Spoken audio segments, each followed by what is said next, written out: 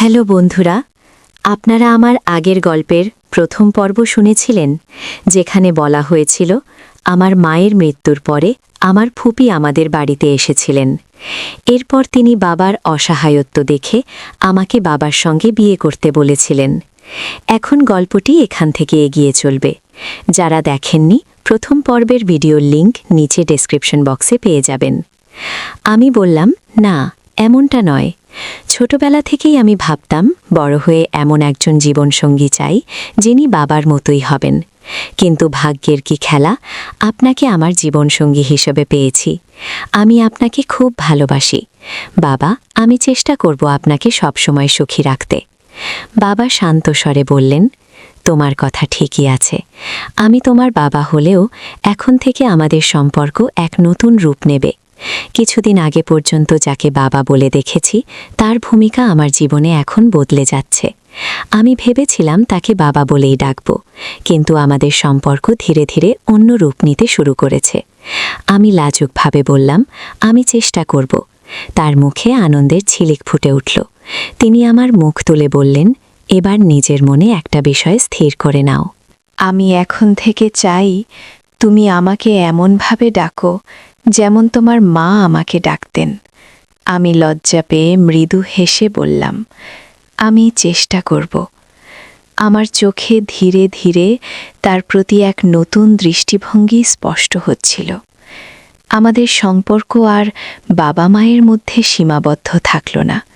আমি বুঝে গেলাম এখন থেকে তিনি আমার জীবনের নতুন এক অধ্যায়ে সঙ্গী হতে চলেছেন। তার চোখে আমার প্রতি এক গভীর দৃষ্টিভঙ্গি ছিল, যা আমার মনে এক নতুন অনুভূতির জন্ম দিচ্ছিল। আমি নিজের লজ্জা লুকাতে ব্যস্ত হয়ে পড়লাম, কিন্তু ভেতরে ভেতরে এক অদ্ভুত উত্তেজনা অনুভব করছিলাম। যখনই আমাদের চোখে চোখ পড়ত, আমি লাজুকভাবে চোখ সরিয়ে নিতাম, কিন্তু কিছু সময় পরে আবার তার দিকে তাকিয়ে দেখতাম। তিনি মৃদু হাসছেন। এই মুহূর্তগুলো আমাদের মধ্যে এক নতুন ধরনের সংযোগ তৈরি করছিল। একদিন ছেলেমেয়েরা একটা জিনিস চাওয়ার জন্য জেদ করতে লাগল। বাবা তাদের সেই মুহূর্তে তা দিতে রাজি হলেন না। তখন দুই সন্তান আমার দিকে তাকিয়ে বলল, মা, তুমি এনে দাও না। আমি হেসে বললাম, ঠিক আছে, নিয়ে নিও। তারা খুশিতে উজ্জ্বল হয়ে উঠল, কিন্তু তখন ছোট মেয়ে বলল, থাক মা, বাবা রাগ করবেন। আমি হেসে বললাম, বাবা রাগ করবেন না, এবং বাবার দিকে তাকিয়ে একবার মৃদু হাসলাম। বাবা কিছু বললেন না, শুধু হাসলেন। আমাদের সম্পর্কের মিষ্টি মুহূর্তগুলো এইভাবে এগিয়ে চলছিল। পরে আমরা একটি আইসক্রিম কাউন্টারে গিয়েছিলাম। বাবা সবার জন্য আইসক্রিম আনলেন এবং আমাকে নিজ হাতে আইসক্রিম খাওয়াতে শুরু করলেন। আমি লজ্জায় একটু হেসে বললাম, এটা বেশ ভালো লাগছে। বাবা মজা করে বললেন, তোমাদের মেয়েদের তো ক্রিমি আইসক্রিমই বেশি পছন্দ। এবার থেকে তোমাকে প্রতিদিন ভালো মানের ব্ল্যাক চকোবার আইসক্রিম খাওয়াবো। বাবার কথার অর্থ বুঝতে পেরে আমি একটু লজ্জা পেলাম। তার চোখে মিষ্টি হাসি দেখে আমি বুঝতে পারলাম আমাদের মধ্যে এক নতুন ধরনের সম্পর্ক তৈরি হয়েছে। আমরা সেদিন অনেকক্ষণ ঘুরলাম এবং রাতে খাবার প্যাক করিয়ে বাড়ি ফিরলাম। বাড়িতে আমি খাবার গুছিয়ে সবাইকে ডাকলাম। বাবা বললেন, মিশি, তুমি এসো, একসঙ্গে খাই। আমি হেসে বললাম, আপনারা খান, আমি পরে খাব। বাবা জোর দিয়ে বললেন, না, তুমি আমার সঙ্গে বসে খাবে। আমি খাওয়ার টেবিলে খাবার দিতে গিয়ে সামান্য ঝুঁকলাম। তখন আমার শাড়ির আঁচল একটু সরে গেল। আমি তাড়াতাড়ি ঠিক করে নিলাম। বাবা মৃদু হেসে বললেন, তুমি আসলেই সবকিছু এত যত্ন নিয়ে করো। সেদিন যখন বাবাকে দেখলাম, তিনি আমার দিকে এক দৃষ্টে তাকিয়ে আছেন। আমি লজ্জায় লাল হয়ে গেলাম। তার চোখ আমার চোখের সঙ্গে মিলতেই আমি মৃদু হেসে নিজের শাড়ির আঁচল ঠিক করে নিলাম। বাবা আমাকে পাশে বসতে বললেন, আর আমি কেন জানি না, না করতে পারলাম না। আমরা একসঙ্গে একই প্লেটে খেতে শুরু করলাম। এমন সময় বাবা চুপিসারে আমার হাতে খাবার দিলেন, আর আমিও তাকে খাইয়ে দিলাম। এই মুহূর্তগুলো যেন এক অদ্ভুত রোম্যান্টিক অনুভূতিতে ভরা ছিল। দুই সন্তান খুব ক্লান্ত ছিল এবং ঘুমে ঢুলছিল। আমি বললাম, আমি ওদের ঘুম পাড়িয়ে দিচ্ছি। তাদের শুয়ে দিয়ে এসে দেখি বাবা এখনও বসে আছেন। আমি বললাম, আপনি একটু বিশ্রাম নিয়ে নিন। বাবা ঘরে চলে গেলেন, আর আমি রান্নাঘরে বাকি কাজ শেষ করতে ব্যস্ত হয়ে পড়লাম। রাত হয়ে গেল, বাবা ঘুমাননি। আমি বুঝতে পারছিলাম তিনি বারবার আমার কাছে আসার চেষ্টা করছেন। আমি ভাবলাম বাবাকে 1 কাপ দুধ দিয়ে আসি, কিন্তু ঘরে গিয়ে বলবো নাকি এখান থেকেই জিজ্ঞেস করব? এ নিয়ে দ্বিধায় পড়ে গেলাম। অবশেষে বাইরে থেকেই ডেকে বললাম, শুনছেন? রিঙ্কির বাবা, আপনার জন্য কি গরম 1 কাপ দুধ দেব? সেদিন অজান্তে প্রথমবার আমি তাকে খুকির বাবাও না ডেকে খুশু শুনছেন বলে ডাকলাম, যেভাবে মা বাবাকে ডাকতেন। সেদিন যখন আমি বাবাকে ডাকলাম, তখন অজান্তে এমন কিছু বলে ফেলেছিলাম যা আমাকে লজ্জায় ডুবিয়ে দিল। আসলে আমি তাকে প্রথমবার ও স্বামী হিসেবে সম্বোধন করেছিলাম। নিজেই নিজের কথায় লজ্জিত হয়ে পড়েছিলাম। বাবা ভেতর থেকে মজা করে বললেন, প্রিয়াজি, কি জানতে চাইছেন? তার এমন কথা শুনে আমার লজ্জার দ্বিগুণ হয়ে গেল। কিছু বলতে পারলাম না। তখনই তিনি বাইরে এলেন। তার মুখে এক মিষ্টি হাসি ছিল। তাকে সামনে দেখে আমার হৃৎস্পন্দন যেন দ্রুত হতে লাগল। আমি ঘাবড়ে গিয়ে এদিক ওদিক তাকিয়ে কোনোভাবে বললাম, ওই আমি দুধ দিতে এসেছি। তিনি মুচকি হেসে আমার কানে ফিসফিস করে বললেন, প্রিয়াজি, আপনার আদেশ আমাদের মাথায়, আমরা তো আপনার সেবক। তার এমন মজার কথা শুনে আমি লজ্জায় রাঙা হয়ে গেলাম। কিছু বলতে না পেরে তাড়াতাড়ি সরে এলাম।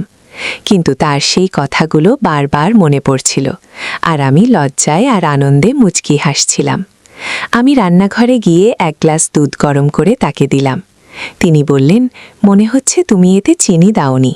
আমি বললাম, না, দিয়েছি তো।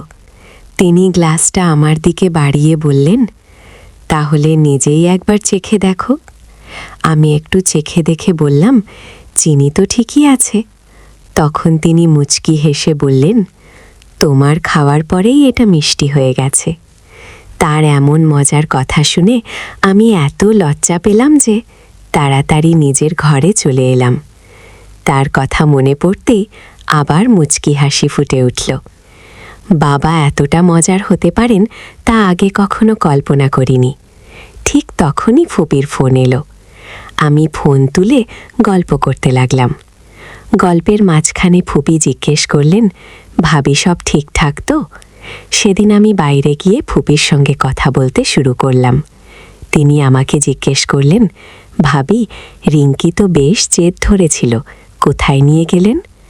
আমি বললাম, হ্যাঁ ফুপি, বাচ্চারা অনেক দিন ধরে বাড়িতে ছিল, তাই একটু বাইরে আয়েশ করতে নিয়ে গেলাম। ফুপি মুচকি হেসে বললেন, ভাবি, আমার ভাই আর আপনার মধ্যে কি কোনো নতুন সম্পর্ক তৈরি হলো? আমি একটু লজ্জা পেয়ে বললাম, এখনো নয়, তবে হয়ে যাবে। আমি জানতাম ফুপি কোন সম্পর্কের কথা বলছেন। আমি বললাম, দিদি, নতুন সম্পর্ক ঠিকভাবে তৈরি করতে হলে পুরনো সম্পর্কগুলো ভুলতে হবে। সেটা আমাদের সবার জন্যই ভালো। ফুপিসাই দিয়ে বললেন, ঠিকই বলেছ ভাবি, তবে মনে হচ্ছে তোমরা দুজন মিলে ভালোই সময় কাটিয়েছ। আমি মৃদু হেসে বললাম, আপনি কি বলছেন ফুপি? তারপর পরপর ফুপি বললেন, আমাকে ফুপি না বলে দিদি বলে ডাকো। ঠিক আছে দিদি, এখন থেকে ডাকব। আমি বললাম। তখন দিদি আমাকে ঠাট্টা করে বললেন, ভাবি, আমার ভাই কি তোমার হাত ধরেছেন? আমি হেসে বললাম, উফ দিদি, আপনি কেমন কথা বলছেন? দিদি বললেন, তাহলে তুমি কিভাবে বুঝলে যে তিনি পুরনো সম্পর্ক ভুলে গেছেন? আমি বললাম, তেমন কিছু নয় দিদি। আমরা যখন বাইরে আইসক্রিম খেতে গিয়েছিলাম, তখন উনি বলছিলেন, তোমাকে রোজ আইসক্রিম খাওয়াবো। আর সেটা শুনে আমি বুঝে গিয়েছিলাম যে তিনি কোন আইসক্রিমের কথা বলছেন। দিদি মজা করে বললেন, আহা ভাবি, সেটা তো আসল আইসক্রিম। চোখবার খুবই মজার জিনিস। এই কথা শুনে আমি লজ্জায় রাঙা হয়ে গেলাম এবং নিজের ঘরে ফিরে এলাম। বিছানায় শুয়ে তখনও ফুপির কথাগুলো কানে বাজছিল। আমি মনে মনে ভাবছিলাম, পাপা আমাকে সত্যি সত্যি চোখবার খাওয়াবেন? তারপর নিজেই উত্তর দিলাম, কেন নয়? নিজের স্ত্রীকে না খাইয়ে আর কাকে খাওয়াবেন? আমি শুয়ে শুয়ে ভাবতে লাগলাম, দিদি কি পাপার সঙ্গে আমাদের সম্পর্কের কথা বলেছিলেন? পাপার আজকের আচরণ দেখে মনে হচ্ছে তিনি নিশ্চয়ই কিছু আলোচনা করেছেন। এত ভাবনার মাঝেও একটা প্রশ্ন আমাকে তাড়া করছিল, পাপা কি সত্যিই আমাকে তার স্ত্রী হিসেবে ভাবতে শুরু করেছেন? সকালবেলা আমি বসে বসে ভাবছিলাম, পাপা কি সত্যিই আমাকে মাকে তাদের সন্তানদের মা হিসেবে দেখতে চান? কিছুক্ষণ চিন্তাভাবনার পর নিজেই উত্তর পেয়ে গেলাম, যদি সেটা না চাইতেন তবে কেন বলতেন আমাকে পাপা বলে ডেকো না? আমি তোমার বাবা নই, আমি তোমার সন্তানের বাবা। এটা পরিষ্কার ছিল যে তিনি আমাকে সন্তানদের মা হিসেবে দেখতে চান। পরের দিন সকালে বাচ্চারা স্কুলের জন্য তৈরি হয়ে বেরিয়ে পড়ল। পাপা তখনও ঘুমাচ্ছিলেন। আমি ভাবলাম, কেননা বুয়াকে ফোন করে জেনে নেই তিনি পাপার সঙ্গে আমাদের বিয়ের ব্যাপারে কথা বলেছেন কিনা। আমার মনে নানা প্রশ্ন ঘুরছিল, তাই আর অপেক্ষা না করে ফোন করলাম। আমি বললাম, দিদি নমস্কার। বুয়া হাসতে হাসতে বললেন, কি ভাবি, আবার বুয়া? ঠিক করে বল। আমি একটু লজ্জা পেয়ে বললাম, সরি দিদি। দিদি বললেন, বলো তো এত সকালে আমাকে কি মনে পড়ল? আমি বললাম, দিদি আসলে কিছু বুঝতে পারছি না, কিভাবে আপনার সঙ্গে বলবো। দিদি মিষ্টি গলায় বললেন, ভাবি কি হয়েছে বলো তো? আমি বললাম, দিদি আপনার কি বাবার সঙ্গে কোনো কথা হয়েছে? দিদি মজা করে বললেন, কেন ভাবি, এত তাড়াতাড়ি কিসের এত উৎসাহ? আমি লজ্জা পেয়ে বললাম, দিদি তেমন কিছু না, আমি জানতে চাইছিলাম আপনি কি তার সঙ্গে আমাদের সম্পর্ক নিয়ে কথা বলেছেন? দিদি বললেন, হ্যাঁ ভাবি, কথা তো হয়েছেই। তোমার কি মনে হয় আমি তো জানতাম পাপা শুনেই খুশি হয়ে যাবেন? আমি অবাক হয়ে বললাম, তবে কি সত্যিই পাপা রাজি হয়েছেন? দিদি মুচকি হেসে বললেন, ভাবি তোমার কি মনে হয় পাপা না বলবেন? এই কথাগুলো শুনে আমার মন শান্ত হলো।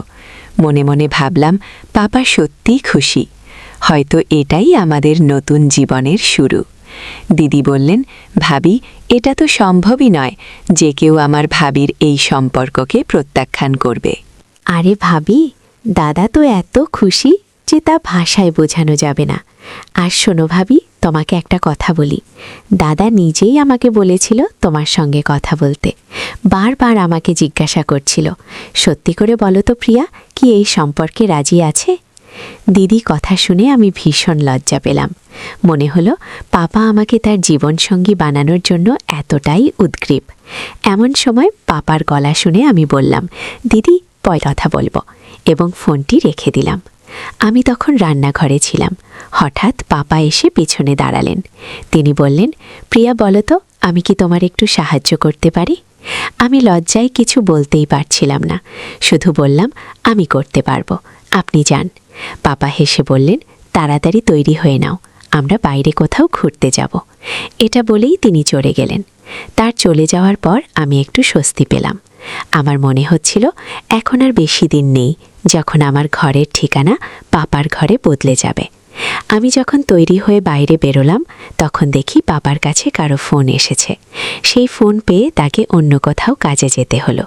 আমি তখন জামা কাপড় বদলে গৃহস্থালির কাজে মন দিলাম। ঘর পরিষ্কার করার পর পাপার ঘরে তার কাপড় আনতে গেলাম।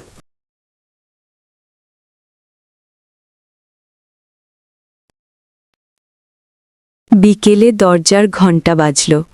আমি মনে মনে হাসতে হাসতে ভাবলাম তিনি এসেছেন এবং দরজার দিকে ছুটে গেলাম। মনে হচ্ছিল বহুদিন পর যেন নিজের প্রিয়জনকে দেখো। দরজা খুলে দেখি সামনে পাপা নন, অন্য কেউ দাঁড়িয়ে। পাপার বদলে অন্য কাউকে দেখে আমার মুখ মলিন হয়ে গেল। আমি জিজ্ঞেস করলাম, জি, আপনি কাকে খুঁজছেন? সামনের লোকটি বলল, ম্যাডাম, কুরিয়ার আছে, এটি এই নামে পাঠানো একটি চিঠি। আমি বললাম, উনি তো এখন বাড়িতে নেই। ছেলেটি বলল, আপনি কে? আমি হেসে বললাম, আমি উনার স্ত্রী। এটা বলতে গিয়ে আমার মনে একটু অন্যরকম আনন্দ হচ্ছিল। জীবনে প্রথমবার কাউকে বললাম যে আমি পাপার স্ত্রী। কিছুক্ষণ পর পাপা বাড়ি ফিরলেন। হয়তো কোনো জরুরি কাজ ছিল, যে কারণে দেরি হয়ে গেল। উনি ফিরে এসে সোজা নিজের ঘরে গিয়ে ফ্রেশ হতে লাগলেন। এই ফাঁকে আমি খাবার টেবিলে সব প্রস্তুত করলাম। সব রেডি করার পর পাপাকে বাইরে থেকে ডাক দিলাম, শোনো রিঙ্কির বাবা, খাবার রেডি। একদিনের মধ্যেই আমি যেন মায়ের মতো কথা বলতে শিখে গেছি। এখন আমার আর মায়ের মধ্যে খুব বেশি পার্থক্য নেই। আমি ভাবছিলাম, যা কিছু আগে মায়ের ছিল, এখন সবই যেন আমার হয়ে গেছে। এই বাড়ির প্রতিটি জিনিস, বাচ্চারা, শোবার ঘর, এমনকি মায়ের জীবনসঙ্গীও। যে হৃদয়ে এতদিন মা বাস করতেন, এখন সেখানে আমি স্থান পেয়েছি। এমনকি বলা যায়, আমি সেখানে পুরোপুরি জায়গা করে নিয়েছি। বাচ্চারা ও পাপা সবাই ডাইনিং টেবিলে চলে আসার পর পাপা মজা করে বললেন, কী খবর আমাদের নতুন সরকার? পাপার এমন কথা শুনে আমি লজ্জায় পড়ে গেলাম। আস্তে করে বললাম, এই কি যে বলেন? পাপা হাসতে হাসতে বললেন, তাহলে আর কে হবে? রিঙ্কের মা। এখন তুমিই তো সেই দায়িত্ব পালন করবে ম্যাডাম। আমি হেসে বললাম, হ্যাঁ হ্যাঁ, করতে হবে তো। তারপর আমি কিচেনে খাবার আনতে গেলাম। আজকাল মনে হয় বাচ্চারা যেন আমারই সন্তান। তারা এমনভাবে আমার সাথে মিশে গেছে যেন আমি তাদের মা বোন নয়। খাওয়া শেষে বাচ্চারা ঘরে চলে গেলে পাপা ঘরে যাচ্ছিলেন। আমি তাকে থামিয়ে বললাম, শুনুন তো। খামটা তার হাতে দিয়ে জানালাম, এটা সন্ধ্যায় কুরিয়ার থেকে এসেছে। পাপা বললেন, আমি বলেছিলাম বাড়িতে নেই, তাই স্ত্রীর হাতে দিয়ে যাও। স্ত্রী কি শব্দে আমি লজ্জায় লাল হয়ে কিচেনে চলে গেলাম।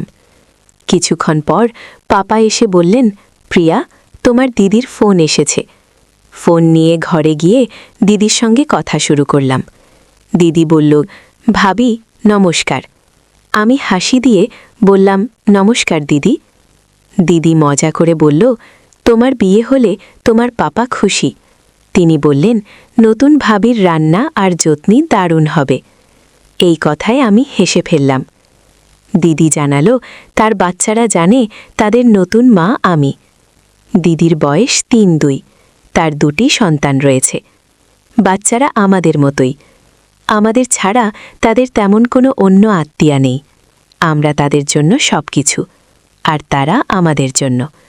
কারণ আমাদের সম্পর্ক নিয়ে কারো সন্দেহ করার সুযোগ নেই। কেউই আমাদের আসল সম্পর্কের কথা জানে না। দিদির সঙ্গে কথা বলে আমার খুব ভালো লাগছিল।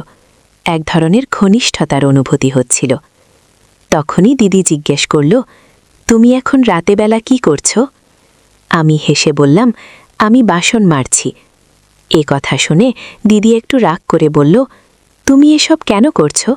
তার রাগ দেখে আমি কিছুটা অবাক ও খারাপ বোধ করলাম। আমি উত্তর দিলাম, দিদি, এ তো আমার রুটিন কাজ। দিদি বলল, ভাবি, এটা ঠিক আছে, কিন্তু শোনো, তোমার তো বিয়ে হতে চলেছে। এ সময় নিজেকে একটু সুন্দরভাবে রাখাটা জরুরি, জানো? যখন একজন নারী রাতে সাজগোজ করে নিজের স্বামীর সামনে যায়, তখন তা তাদের ভালো লাগে। এ কথা শুনে আমি লজ্জায় মাটিতে মিশে যেতে চাইছিলাম। ধীরে ধীরে বললাম, দিদি, তুমি এ কি বলছো? দিদি হাসতে হাসতে বলল, ঠিকই বলছি। এখন থেকে নিজেকে সবসময় প্রস্তুত রাখবে। যেন ভাবি, পুরুষদের নিয়ন্ত্রণে রাখতে হলে তাদের প্রতি তোমার যত্ন এবং আকর্ষণ ধরে রাখা খুব জরুরি। আমি মাথা নেড়ে বললাম, ঠিক আছে দিদি, আমি খেয়াল রাখব। তারপর দিদি বলল, ভাবি, আরেকটা জরুরি কথা। আমি পণ্ডিতজির সঙ্গে তোমার এবং ভাইয়ার বিয়ের বিষয়ে কথা বলেছি। তিনি জানিয়েছেন আজ থেকে 15 দিন পর তোমাদের বিয়ে ঠিক করা হয়েছে। দিদি বলছিলেন, ভাবি, পণ্ডিতজি বলেছেন যে এই দিনটা খুবই শুভ, আর তিনি আরও বললেন যে তোমার আর ভাইয়ার জুটি খুবই ভালো, তোমাদের সম্পর্ক বহু জন্মের জন্য স্থায়ী হবে। দিদির কথা শুনে আমার মনে একটা অন্যরকম আনন্দ হলো। ভাবছিলাম, এটা কি কেবল কাকতালীয়, নাকি আসলেই আমাদের সম্পর্ক এতটা গভীর এবং সুন্দর? দিদি তখন আমাকে বললেন, পাপাকে ফোন দাও। আমি ডেকে বললাম, শোনো, এই ফোনটা ধরো। পূজা মজা করে বলল, ভাবি, তুমি কি এখন থেকেই ভাইয়াকে এইভাবে ডাকার অভ্যাস তৈরি করছো? আমি একটু রেগে গিয়ে মিষ্টি স্বরে বললাম, আরে দিদি, তুমি এ কি বলছো? দিদি হেসে বলল, ভাবি, এখন আমি মজা করছি, কিন্তু কয়েকদিনের মধ্যেই তুমি নিজেই এভাবে ডাকতে অভ্যস্ত হয়ে যাবে। দিদি আর আমি একসঙ্গে হেসে উঠলাম। আমি পাপার ঘরে গিয়ে ফোন দিয়ে এলাম। তারপর নিজের ঘরে এসে বিছানায় শুয়ে পড়লাম। কিন্তু আজ আমার ঘুম কিছুতেই আসছিল না। যে বিছানায় প্রতিদিন শান্তিতে ঘুমোই, আজ যেন সেটাই অস্বস্তি দিচ্ছিল। পরের দিন সকালে আমি খুব খুশি মনে বাড়ির সব কাজ দ্রুত সেরে ফেললাম। তখন পাপা ঘুম থেকে উঠে আমাকে বললেন, নিশি, রেডি হয়ে নাও, আজ কোথাও ঘুরতে যাব। আমি একটু মজা করে বললাম, কেন, আজকেও কি কালকের মতোই তৈরি হতে হবে? পাপা একটু হাসলেন এবং আমার সামনে কান ধরে বললেন, সরি, মাফ করে দাও, কাল জরুরি কাজ ছিল। পাপার এমন ভঙ্গি দেখে আমার মুখে হাসি চলে এলো। আমি আমার ঘরে গিয়ে ভাবতে লাগলাম, আজ ঘুরতে গেলে কি পরব। এমন কিছু পরতে চাইছিলাম যা পাপার পছন্দ হবে, কিন্তু আবার কি পরব সেটা বুঝতে পারছিলাম না।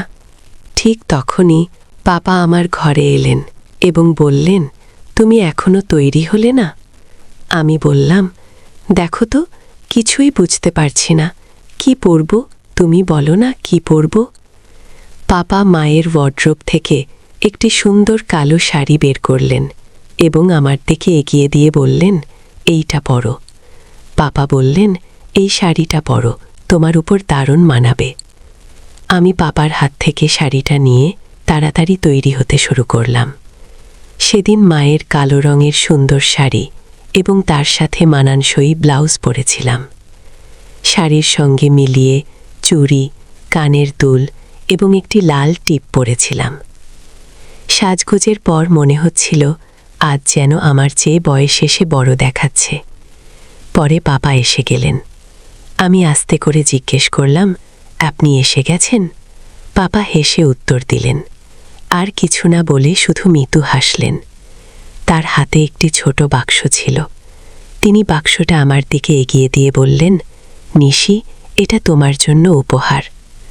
আমি পাপার হাত থেকে বাক্সটা নিয়ে মুচকি হেসে খুললাম। বাক্স খুলতেই দেখলাম তাতে সোনার সুন্দর গয়না। বাক্স খুলতেই দেখলাম ভেতরে দুটি খুব সুন্দর বালা। বালা দেখে আনন্দে উচ্ছ্বাস প্রকাশ করে বললাম, বাহ, কি সুন্দর বালা এগুলো। তারপর বললাম, আপনার জন্য একটু পানি নিয়ে আসি। বাবা আমাকে থামিয়ে বললেন, প্রিয়া দিদির সাথে কি তোমার কথা হয়েছে? আমি বুঝতে পারছিলাম না বাবা কি বিষয়ে জিজ্ঞেস করছেন।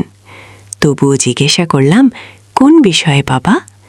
বাবা বললেন, পূজা কি তোমাকে কোনো তারিখের ব্যাপারে কিছু বলেছে? আমি মৃদু হেসে লজ্জায় মাথা নিচু করে বললাম, জি বাবা। আমার মুখ থেকে জি শুনে বাবা আমার কাছে এগিয়ে এসে বললেন, প্রিয়া, তোমার কোনো আপত্তি নেই তো? আমি কি বলবো বুঝতে পারছিলাম না। আমার লজ্জায় মাথা নিচু হয়ে গেল। বাবার সামনে এইভাবে দাঁড়িয়ে থাকতে খুব অস্বস্তি হচ্ছিল। আমার মুখ পুরো লাল হয়ে উঠেছিল। বাবা কিছু বলার জন্য মুখ খুলছিলেন, ঠিক তখনই রিঙ্কি এসে পড়ল। লজ্জা লুকিয়ে আমি বললাম, আমি আপনার জন্য পানি নিয়ে আসছি। এটা বলে আমি দ্রুত রান্নাঘরের দিকে চলে গেলাম। রিঙ্কি পাপার কাছে গিয়ে জিজ্ঞেস করল, বাবা, আমি কেমন দেখাচ্ছি? বাবা তাকে কোলে তুলে নিয়ে আদর করে বললেন, খুব সুন্দর দেখাচ্ছ। তখন রিঙ্কি বলল, আমি সুন্দর দেখাচ্ছি বলেই আপনি আমাকে কোলে তুলেছেন? তাহলে মাকে সুন্দর দেখাচ্ছিলেন তখন, কেন তাকে কোলে তুললেন না? আপনি কি মিথ্যা বলছেন যে মা সুন্দর? রিঙ্কির প্রশ্ন শুনে আমি লজ্জায় মাটির সঙ্গে মিশে যেতে চাইছিলাম। তাকে মৃদু বকাঝকা করে বললাম, তুই কি সব বলিস? যা, এখান থেকে যা। পাপার দিকে তাকালাম। তিনি মুচকে হাসছিলেন।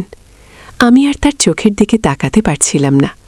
দ্রুত সেখান থেকে বের হয়ে এলাম। কিছুক্ষণ পর পাপাও তৈরি হয়ে বের হলেন। আমি তখনও তার চোখে চোখ রাখতে পারছিলাম না, কিন্তু পাপা আমার দিকে তাকিয়ে হাসছিলেন। তারপর আমরা সবাই বাজারে কেনাকাটার জন্য বের হলাম।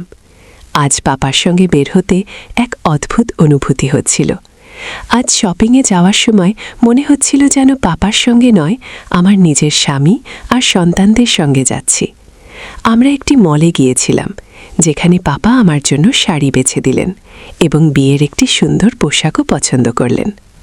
শপিং করতে গিয়ে আমি বুঝলাম আমার এবং পাপার পছন্দ একেবারে মিলে যায়। যেই শাড়িটা আমার পছন্দ হয়েছিল সেটাই পাপারও পছন্দ। আমাদের পছন্দ এতটা মিলে যাওয়া দেখে মনে হচ্ছিল আমি সত্যিই পাপার জন্যই তৈরি হয়েছি। পাপার শাড়ির ব্লাউজগুলো খুবই সুন্দর ডিজাইন করে সেলাই করার জন্য দিয়ে দিলেন। এতে আমার কোনো আপত্তি ছিল না, কারণ এগুলো তো তাকে দেখানোর জন্যেই পরব। আমরা বাইরে থেকেই খাওয়া দাওয়া সেরে বাড়ি ফিরে এলাম। রাতে নিজের বিছানায় শুয়ে পাপার কথা ভাবতে লাগলাম। আমার চোখে ঘুম ছিল না। তখন উঠে দেখলাম পাপার ঘরে লাইট জ্বলছে। ভাবলাম পাপাও হয়তো জেগে আছেন, হয়তো তারও আমার মতো ঘুম আসছে না, কারণ আমাদের বিয়ে হতে চলেছে। বিয়ের আগে কারই বা ঘুম আসে। সকালে আমি বাচ্চাদের স্কুলের জন্য প্রস্তুত করছিলাম। রিঙ্কি বায়না ধরল, মা আজ তুমি আমাদের স্কুলে পৌঁছে দাও। বাড়ির কাজ থাকায় বোঝালাম তুমি নিজে চলে যাও, কিন্তু সে জিদ ধরে বলল পাপার সঙ্গে যাব। পাপা তখনও ঘুমাচ্ছিলেন। ঘরে গিয়ে ডাকলাম, শুনছ, উঠে বাচ্চাদের স্কুলে দিয়ে আসো। পাপা বললেন, ওরা তো ভ্যানে যাবে। আমি জোর দিয়ে বললাম, না, তোমাকেই যেতে হবে। পাপা কাপড় পরতে পরতে বললেন, যা হুকুম সরকার। এই কথায় আমি হেসে বললাম, তাড়াতাড়ি করো, দেরি হচ্ছে। আমি এখন পাপার সঙ্গে একজন স্ত্রীর মতোই আচরণ করছি, যেন বাড়ির সব দায়িত্ব আমার। পাপা বাচ্চাদের স্কুলে ছেড়ে যাওয়ার পর আমি ঘরের কাজে মন দিলাম। পাপার ঘর গুছাতে গিয়ে মোবাইল বেজে উঠল। দিদি ফোন করেছিল। দিদি হাসতে বললেন, ভাবি, ভাইয়াকে নিজের ইশারায় নাচানো শুরু করেছেন নাকি? আমি মুচকে হেসে উত্তর দিলাম, রিঙ্কি একটু জেদ করছিল। তাই পাপা ফিরে এসে বললেন, পিয়াজি, আজ একটু ঘুরে আসি। আমি রাজি হয়ে প্রস্তুতি নিতে গেলাম। হঠাৎ ভাবলাম পাপার পছন্দের পোশাক পরি। তাকে জিজ্ঞেস করলাম, কি পরব বলুন তো? পাপা আমার জন্য লাল শাড়ি বেছে দিলেন। তিনি আমার দিকে তাকিয়ে মুচকি হেসে ঘর থেকে বেরিয়ে গেলেন। আমি লাল রঙের শাড়িটি পরে নিলাম আর চুল খুলে রাখলাম, কারণ আমি জানি পাপা আমার খোলা চুল খুব পছন্দ করেন। আমি যখন বাইরে এলাম, পাপা শুধু আমার দিকেই তাকিয়েছিলেন। আমি হাসতে হাসতে বললাম, এভাবেই দেখবেন নাকি চলবেন? পাপা হেসে বললেন, চলো, তবে আগে পাশে কিছু টাকা রেখে দাও। আমি জানতে চাইলাম, কত টাকা? পাপা বললেন, সরকার আপনার ইচ্ছেই রাখুন। শপিং তো আপনি করবেন, আমরা তো কেবল আপনার চাকর। মালকিনের কাছে এমন কিছু প্রশ্ন করার সাহস আমাদের নেই। পাপার কথা শুনে আমার গাল লজ্জায় লাল হয়ে গেল। আমি মুচকি হেসে বললাম, এই রকম কথা বলা আপনি শিখেছেন। তারপর আমি আলমারি থেকে কিছু টাকা নিয়ে পাপার সঙ্গে বেড়াতে বেরিয়ে পড়লাম। পাপা গাড়ি চালিয়ে শহরের বাইরে একটি নির্জন জায়গায় নিয়ে এলেন। সেখানে একটি পুরনো দুর্গ ছিল। পাপা বললেন, প্রিয়া, তোমার ছবি তোলার জন্যেই এখানে নিয়ে এসেছি। আমি বললাম, এটা তো বাড়িতেও করতে পারতেন। পাপা হেসে বললেন, বাইরের সবুজের মধ্যে ছবি আরও সুন্দর আসবে। পাপার কথা শুনে আমি মৃদু হেসে বললাম, ঠিক আছে, চলুন। পাপা আমার কানের কাছে এসে ফিসফিসিয়ে বললেন, ভয় লাগছে না তো? আমি মুচকি হেসে বললাম, আপনি যখন পাশে আছেন তখন আর ভয় কিসের? পাপা বললেন, যে কেউ তোমার প্রেমে পড়তে পারে। আমি নিজেকে খুব ভাগ্যবান মনে করি যে তুমি আমাকে পেয়েছ। পাপার এই কথা শুনে আমি লজ্জায় চোখ নামিয়ে বললাম, কত মিথ্যা কথা বলেন আপনি। আমি এত সুন্দর নই, আমি খুব সাধারণ চেহারার মেয়ে। বাবা বললেন, চলো বাইরে একটু হাঁটি। আমি চুপচাপ সম্মতি দিলাম এবং বাইরে একটা আম গাছের দিকে ইশারা করলাম। আমরা গাছটার নিচে গেলাম। বাবা তখন মোবাইল বের করে বললেন, একটু দাঁড়াও, তোমার ছবি তুলতে চাই। আমি পোজ দিলাম আর বাবা ছবি তুললেন। ছবি তোলার সময় বাবা নিজেও কিছু পোজে আমার সঙ্গে ছবি তুললেন। হঠাৎ তিনি পকেট থেকে ছোট্ট একটা বাক্স বের করলেন। বাক্সটা খুলে দেখলাম একটা আংটি। বাবার চেহারায় তখন এক অদ্ভুত কোমলতা। তিনি বললেন, প্রিয়া, এই আংটি তোমার জন্য। আমি চাই তুমি এই সম্পর্ককে নতুনভাবে গ্রহণ করো। আমি হতবম্ব হয়ে দাঁড়িয়েছিলাম। বাবা আমার হাত ধরে আংটিটা পরিয়ে দিলেন। লজ্জায় আমি দৌড়ে চলে এলাম। বাবা আমার পেছন পেছন এলেন এবং বললেন, প্রিয়া, তোমার উপস্থিতি আমার জীবনে একটা নতুন অর্থ এনেছে। তোমাকে ছাড়া আমি আর এক মুহূর্ত থাকতে পারবো না। এরপর আমরা অনেক কথা বললাম। কিছুক্ষণ পর বাবা বললেন, চলো তোমার জন্য কিছু কেনাকাটা করি। আমরা বাজারে গিয়ে আমার জন্য সুন্দর কিছু পোশাক কিনলাম। বাবা বারবার বলছিলেন, তোমার মতো সুন্দর মেয়ে যদি সুন্দর পোশাক না পরে তাহলে কিভাবে হবে? আমি তার কথায় হাসলাম, আবার একটু লজ্জাও পেলাম। বাবার সাথে কাটানো প্রতিটি মুহূর্ত যেন বিশেষ হয়ে উঠছিল। বাবা বললেন, প্রিয়া, আমাদের বিয়ের পর তোমার পছন্দমতো নতুন ফার্নিচার কিনে তোমার জন্য নতুন ঘর সাজাবো। এই কথায় আমি এক মুহূর্ত থেমে তাকে জিজ্ঞেস করলাম, তোমার কি মনে হয় আমি তোমার সঙ্গী হতে পারবো?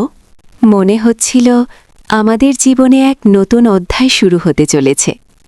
রাতের খাবারের পর আমি বাচ্চাদের ঘুম পাড়িয়ে রান্নাঘরে কিছু কাজ গোছাতে গেলাম। হঠাৎ পেছন থেকে বাবার কণ্ঠ শুনতে পেলাম, নিশি, তুমি কি জানো তুমি কতটা বদলে গেছ? আমি ঘুরে তাকালাম এবং মৃদু হেসে বললাম, আপনার কথার মানে কি বাবা? বাবা বললেন, তোমার হাসি, তোমার যত্ন, এগুলো যেন আমার জীবনের সব ক্লান্তি মুছা দেয়। আমি লজ্জায় মাথা নিচু করে বললাম, আপনি এমন কথা বলছেন কেন? বাইরে রিঙ্কি যদি শোনে তাহলে কি ভাববে? বাবা আমার দিকে তাকিয়ে বললেন, তোমার উপস্থিতি আমার জীবনের সবচেয়ে বড় আশীর্বাদ। আমি আর কিছু বলতে পারলাম না, শুধু ভেসে রান্নাঘরের কাজ চালিয়ে গেলাম। কিছুক্ষণ পর বাবা আবার বললেন, নিশি, জানো, আমি তোমার মতো জাদুকরি মেয়ে কখনো দেখিনি। তুমি আমার জীবনের সব কিছু পাল্টে দিয়েছ। এই কথা শুনে আমি লজ্জায় রান্নাঘর ছেড়ে বেরিয়ে এলাম। বন্ধুরা, আজকের গল্প এখানেই শেষ, কিন্তু এরপর কি হলো সেটা জানতে হলে অপেক্ষা করতে হবে পরবর্তী পর্বের জন্য। যদি আপনারা বেশি করে কমেন্ট করেন যে পরের পর্ব চাই, তাহলে দ্রুতই আপলোড করে দেব। আমাদের চ্যানেলে আরও অনেক সুন্দর গল্প আপলোড করা আছে, সেগুলো দেখে আসতে পারেন। আর অন্য কোনো বিশেষ গল্প শুনতে চাইলে অবশ্যই কমেন্টে জানাবেন। আপনাদের মতামত আমাদের কাছে অনেক মূল্যবান। গল্পগুলো ভালো লাগলে আমাদের চ্যানেলটি সাবস্ক্রাইব করুন এবং গল্পটি শেয়ার করতে ভুলবেন না। ধন্যবাদ।